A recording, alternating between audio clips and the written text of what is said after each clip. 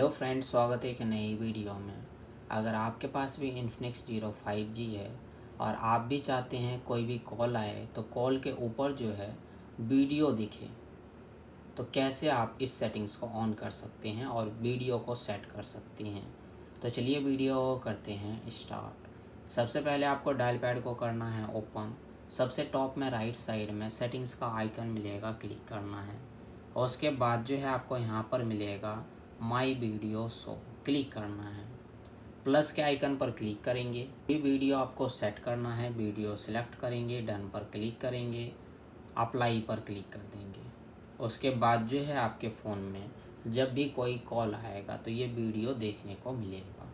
तो आप इसी तरह से सेट कर सकते हैं। तो आज की वीडियो में बस इतना ही।